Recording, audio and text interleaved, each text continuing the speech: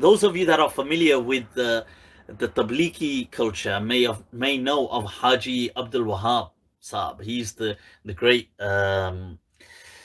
Amir in Pakistan of the Tablighi Jamat. Now, there was a story that he related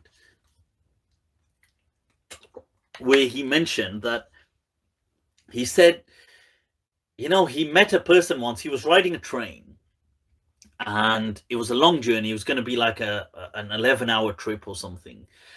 And he ended up sitting next to someone, and he thought, well, with the Tablighi Jamaat, they always want to give da'wah. Let's give this person da'wah. Like they say, da'wah, let's do da'wah. So, and they feel kind of duty bound to give da'wah to someone every day. So he thought, this isn't, the guy can't leave. He's not going to get up and go.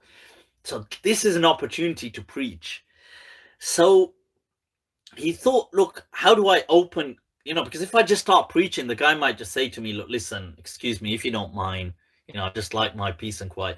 So what happened is, in the train, you had somebody come past. They come and sell things like some savories or sweets or tea.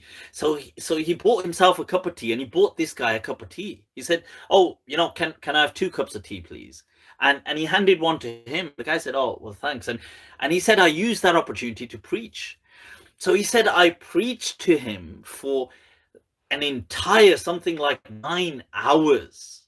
I preached and preached. And he says, I'm fine. We got to our destination and we parted ways.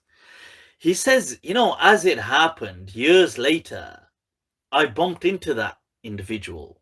He came, I think the guy was traveling to the city of Lahore or something, and he bumped into him. And he said to him, oh, Haji Saab. He said, oh, have we met? He said, yes. And he reminded him, he said, oh, we met in the train. He said, you bought me tea.